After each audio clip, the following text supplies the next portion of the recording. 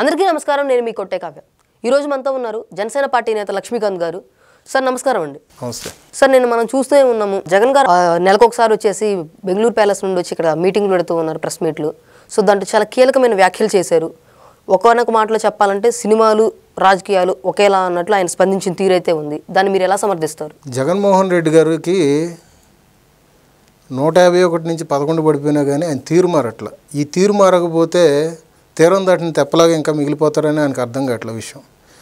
ఎందుకంటే ఆయన ఒకానొకప్పుడు 151 నుంచి 11 పడేశారంటే ప్రజలు ఎటువంటి తీర్పు ఇచ్చారన్నది ఆయన ఆలోచించుకోవాలి. ఇవాళ రోజున ఆయన కక్షపూరితంగా ఎటువంటి రాజకీయాలు చేస్తున్నాడు. ఇవాళ రోజున రైతుల పక్షాన మాట్లాడుతున్నా అని చెప్పేసి వాళ్ళ కంటినీరు తుడుస్తానని చెప్పేసి అదే కంటినీరు తుడుస్తానన్న వ్యక్తులకి ఇవాళ రోజున అదే కన్నీళ్ళని మిగిల్చి వెళ్ళిపోతున్నాడు. ఎందుకంటే ఓ రకంగా ఫిబ్రవరిలో గుంటూరు వెళ్ళాడు, తర్వాత పొదిలి పొగాకు రైతుల దగ్గరికి వెళ్ళాడు. మొన్నేమో మామిడి పళ్ళని దారుణంగా ఈయన ఇచ్చే టైంకి కావాలని రోడ్డు పాలు చేసాడు.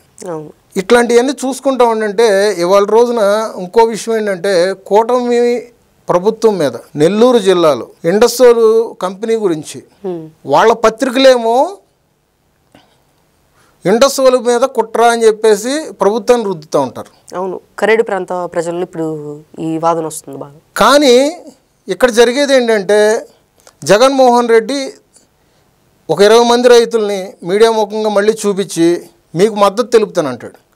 అంటే అటు కంపెనీకి సంబంధించిన సాయి ఎలక్ట్రికల్కి సంబంధించి అతనికి న్యాయం చేస్తాడా, లేదంటే ఇటు పక్కన రైతులు వచ్చారని రైతులకు న్యాయం చేస్తాడా? ఇక్కడ జగన్మోహన్ రెడ్డి చేస్తుంది ద్వంద్వ వైఖరి అనే విషయం ప్రజలందరికీ అర్థమైపోతుంది. ఇదే చెప్తున్నా, ఈ తీరు మార్చుకోకపోతే తీరం దాటిన తెప్పలా మిగిలిపోతాడు జగన్మోహన్ రెడ్డి. రేపొద్దున వాళ్ళు ఇచ్చిన 11 రేపొద్దున 1కే మిగిలిపోతాడు. అదే ప్యాలెస్ షాట్ని మిగిలిపోతాడు.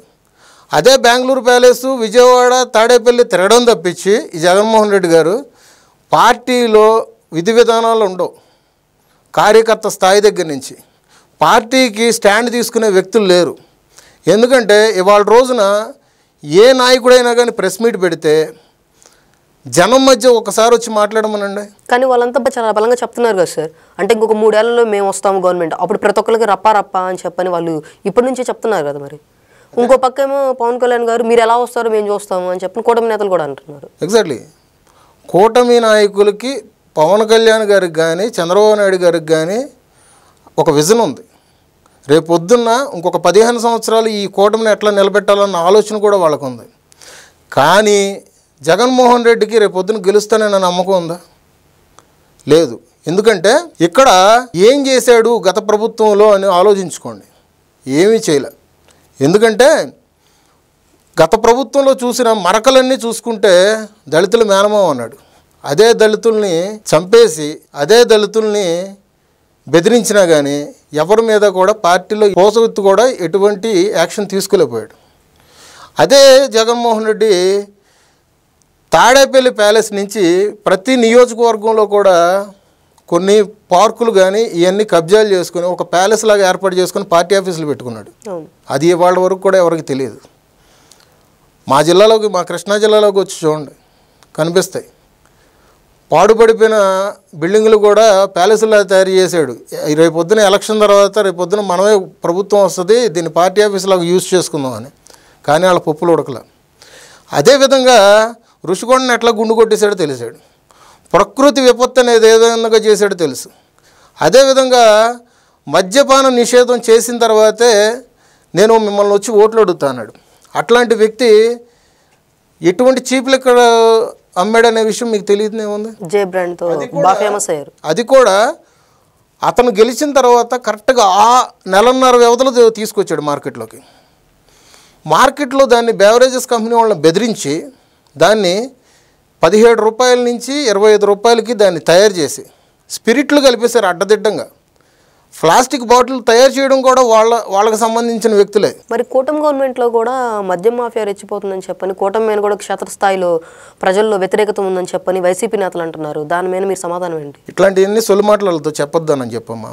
ఎందుకంటే వాళ్ళు 100 చెప్తారు, వాళ్ళ మాటలు మనం పట్టించుకోవాల్సిన అవసరం లేదు. ఆ టైంలో మద్యం పాలసీ అనేది ఎట్లాగుంది, ప్రభుత్వమే నడిపిస్తుందని మాట్లాడి ఆ ఎటువంటి స్కానర్లు పెట్టకుండా వాళ్ళ జోబులు నింపుకొని అదే తాడేపల్లి ప్యాలెస్కి కంటైనర్లో పంపించారు డబ్బులు. కానీ ఇవాళ రోజున స్కానర్లు ఉన్నాయి, ప్రైవేట్ ప్రకారంగా చేసాం. ఇవాళ రోజున డ్రా పద్ధతి ద్వారా అందరికీ వచ్చేటట్టు చేసాం. బయట అమ్ముతున్నారంటే ఎవరన్నా ఒకళ్ళు ఇద్దరు ఎవరన్నా చెయ్యమన్న చొరవ చూపించి కొంచెం ఎక్కువగా అమ్ముతున్నారేమో, మనకు తెలియదు కదా. అటువంటి ఏమన్నా వాళ్ళ దృష్టికి వస్తే కనుక ప్రభుత్వం దృష్టికి తీసుకురామని చెప్పండి, తీసుకుంటాం యాక్షన్. వాళ్ళు అనేది ఒకటే మాట, 10 రూపాయలు ఎక్కువ తీసుకుంటున్నారండి, 5 రూపాయలు ఎక్కువ తీసుకుంటున్నారండి, అదిదేని అంటారు. అట్లాంటివి ఏమైనా ఉంటే తీసుకురండి. చుట్టుపక్కల ఎక్సైజ్ డిపార్ట్మెంట్ వాళ్ళు ఉంటారుగా, వాళ్ళు కంప్లైంట్ చేయండి.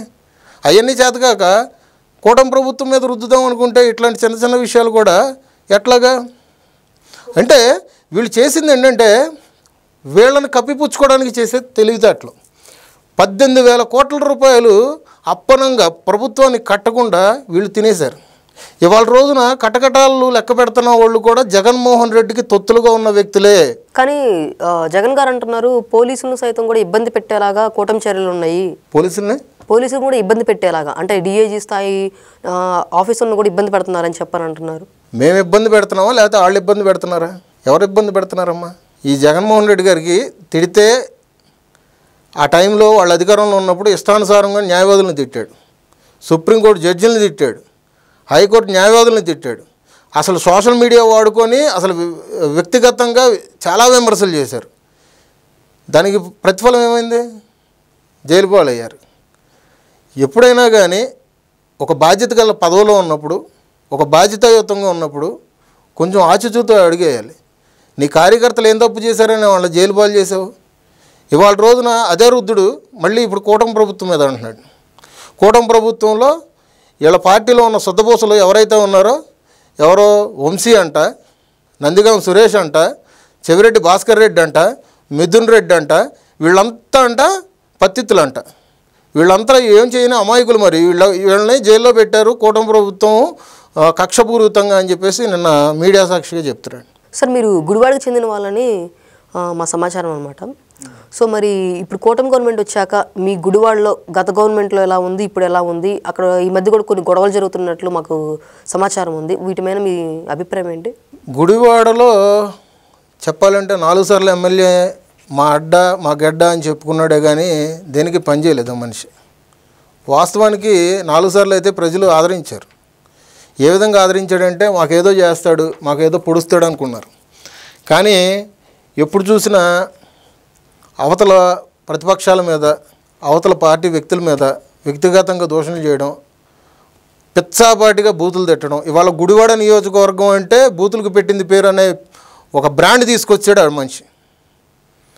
ఆ బ్రాండ్ తీసుకొచ్చేసి ఇష్టారీతిన కొంతమంది ప్రైవేటు వ్యక్తులు అక్కడేదో లేఅవుట్లు వేసుకుంటే వాళ్ళ స్థలాలు కబ్జా చేయడం, కొన్ని పక్క ఊర్లో అంటే మా నియోజకవర్గంలో పక్క ఊర్లో చెరువులు తవ్వేసి అక్రమంగా రాత్రి లారీలు టిప్పలు నడిపించుకోవడం, నన్ను ఆపేది ఎవడరా అన్నట్టుగా ఇష్టానుసారంగా చేశాడు. కానీ ఇప్పుడు ఈ కూటమి ప్రభుత్వం వచ్చిన తర్వాత స్వచ్ఛమైన పాలన ఎట్లాగంటే ఫస్ట్ అభివృద్ధి అనేది చూపిస్తున్నాడు రాము గారు. ప్రతి ఒక్కటి కూడా క్షుణ్ణంగా వాడవాడ ఇల్లు కూడా ఆయన ఒక చిన్న బండి తీసుకొని ప్రచారం చేస్తున్నాడు. ఇప్పుడు కూడా గెలిచిన తర్వాత కూడా ఇవాళ వరకు కూడా కొంత సమయం ఆయన కేటాయిస్తాడు. పార్టీ ఆఫీస్కి వచ్చిన తర్వాత 2 వీలర్ వేసుకొని ఆయన వెనకాల ఇంకొక 5 వెళ్తారు.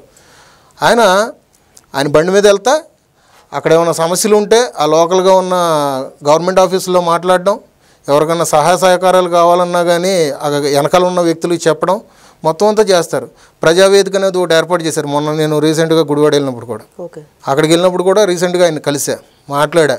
అదేవిధంగా పవన్ కళ్యాణ్ గారు మా గుడివాడలో అధ్వానంగా ఉన్నది ఏంటంటే ఫస్ట్ ఆఫ్ ఆల్ రోడ్లు. ప్రతి పంచాయతీ దగ్గర నుంచి, మాది మున్సిపాలిటీ, పంచాయతీ దగ్గర నుంచి ఇటు లింకు కల్పించే మున్సిపాలిటీ వరకు అయినా కానీ, గుడివాడ నుంచి భీమవరం వెళ్ళే రోడ్లు అయినా కానీ మరీ అధ్వానంగా గుంతలు పడిపోయి, గత ప్రభుత్వం ఈ 5 సంవత్సరాల్లో ఒక మట్టి తీసుకొచ్చి ఇట్లా తట్టతో మట్టేసిన పాపం లేదు. కానీ ఇవాళ ఆటోమేటిక్గా ఒక 80% వరకు అయిపోయినాయి. 80% అయిపోయినాయి. మంచినీళ్ళు అనేది ఎట్లా ఉండేదంటే మాకు రోజు 6 గంటల నుంచి 6:30 వరకు రోజుకు ఒక అరగంట వస్తాయి. నులుపురుగులు వచ్చాయి వాటర్లో, అవి తాగడానికి కూడా భయపడేవాళ్ళు. ఎక్కడికక్కడ పైపులు పగిలిపోయి ఆ వాటర్లోకి డ్రైనేజ్ వాటర్ కలిసిపోయేది. అట్లాంటివి వస్తే ఆ సమయంలో నేను ఒక వార్డుని నేను దగ్గరుండి నేను మాట్లాడి అప్పుడు సచివాలయం మీదకి కొంతమంది ఆడవాళ్ళని పంపించి సీరియస్గా యాక్షన్ తీసుకోమంటే దీన్ని మళ్ళీ రాజకీయం చేయొద్దు అని చెప్పేసి మా పార్టీలో నాయకులకి కొంతమంది ఫోన్లు చేసి చెప్పారు వాళ్ళు, వైసీపీ వాళ్ళు. ఆ వ్యక్తి ఇప్పుడు చనిపోయాడండి. ఓకే. ఆయనకి కుడి భుజంలాగా ఉండే వ్యక్తి ఇవాళ రోజున చనిపోయాడు. ఆయన పేరు అడప బాబ్జీ. అట్లాంటి చిల్లర రాజకీయాలు చేయడం, ఎవరు మనల్ని పట్టించుకోరు అనుకోవడం, అసలు ఇదంతా అదే చెప్తున్నావు కదా, వాళ్ళేమో మాట ఒక రకంగా ఉంటుంది, తీరు ఒక రకంగా ఉంటుంది, పేరు గొప్ప ఊరు దెబ్బ అన్నట్టుగా ఉంటుంది మా గుడివాడ పరిస్థితి. ఇవాళ రోజునైతే కూటమి ప్రభుత్వం వచ్చిన తర్వాత బాగుంది, చాలా వరకు అన్నీ పరిష్కారం అవుతున్నాయి. అది ఓకే అండి, థ్యాంక్ యూ సార్.